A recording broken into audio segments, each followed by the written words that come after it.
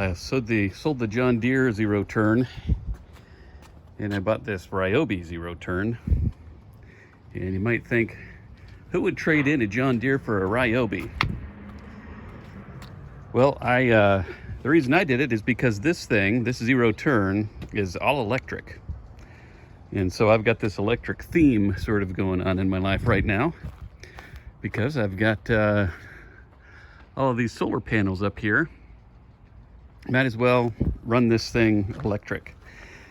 I got a little bit more than half of what I bought that John Deere for. It only had under 200 hours on it, so whoever got it got a really good deal. It was in perfect shape. But you know, I don't have to worry about gas or oil or anything. I just keep it plugged in, and when I'm ready to use it, this thing should do. I've got 2 acres here to mow. This thing should take care of it all in one charge. At least that's what they advertise. They say up to 3 acres. So I figure when they say 3 acres, they really mean 2 acres. But I think I should be fine. But anyway, I do have to assemble it. The guys that delivered it, they, you know, this thing, I can't remember how much it weighs, right? And there's probably a sticker on here that says how much this thing weighs. But the guys who delivered it, they didn't have a, you know, what do you call it, a lift gate. And not only that, but they also didn't have any pallet rollers, right? So, and they were smaller than me. You know, it's like, you know, they're not going to get that thing off of there. What were they thinking? So luckily, I have some homemade forks on my tractor over there, and I was able to get it and lift that thing off of there. Otherwise, they would have been in serious trouble trying to get this thing off of there. And plus, I showed them this little loading ramp. They didn't want to use that. They opted for the tractor option, of course. So anyway, I'm going to assemble this thing. Got this bagger to go with the Ryobi ZT480EX.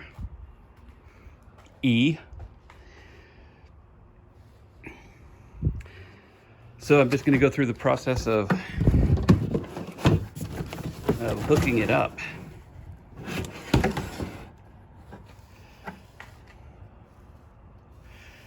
And I assume I'm going to be able to do it without a manual, but we'll see. I've seen this before on the other version of the Ryobi that is not the zero turn, but the one that you sit on and you steer it with a steering wheel.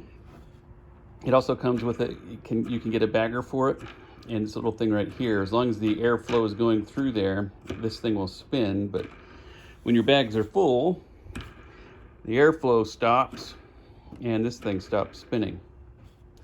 But based on what I saw on YouTube, it doesn't work very well, so we'll see. So I do have to replace the blades that are on this deck. The deck removed pretty easily. It was just a couple of what do you call those things? Those pins, cotter pins. Had to remove a few of them, actually 3 of them. But the there's different blades that I have to put on there, I guess, that create a different sort of wind dynamic to help the cut grass go up these tubes. So I have to take these blades off and replace them. So it says to get a 15 millimeter socket and take those things off. I guess it's counterclockwise, the opposite way that you would normally turn it. I think. We'll see.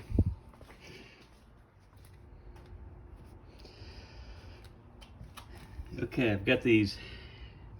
Put that blade on, and you can see there's these blades. They kind of tell you, so you don't have to figure out whether or not it's upside down. There's only one way that it can go on. Got a couple of holes. on either side here. One of them is kind of a half moon shape. So there's only one way for that blade to go on. You can't mess that up. That's pretty easy. But the I've noticed this on my other, I've got an electric Ego mower, push mower, right? And you know, the blades on these electric mowers, they're really, like, you can almost bend this over your knee. It's very thin, right? Compared to my old mower, my John Deere 4530 or 435, whatever it was, 0 turn, you know, the blade on that thing was very, very sturdy. So this thing turns super fast, right? But the blade itself just isn't that strong. So you're only going to be able to get so many sharpenings out of this thing, you know, compared to a regular lawnmower. But it is electric. It's kind of interesting. All right, so I'll put that one on, and then I'll be done changing. Then I'll have to put that thing, put the deck back under there and hook it up again. Done.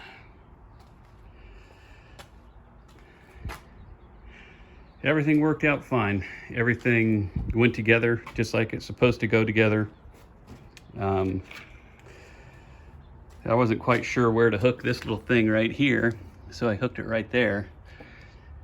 I can't see anywhere else it's supposed to go. I wasn't quite sure looking at the instructions, but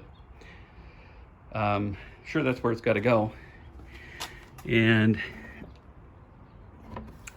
everything else, I mean, just went together just fine, so that's good. Now the question is, does it actually pick up leaves? Well, we don't have a lot of leaves that have fallen, but I can do a little strip of grass here. I'll put this thing down on like 2.5 inches. And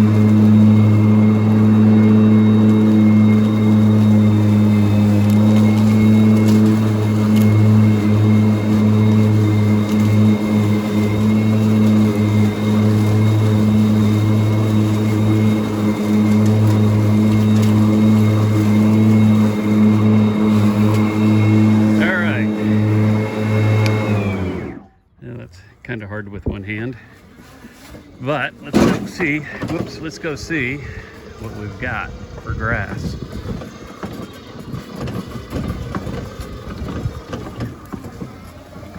I'll just be dumping right here.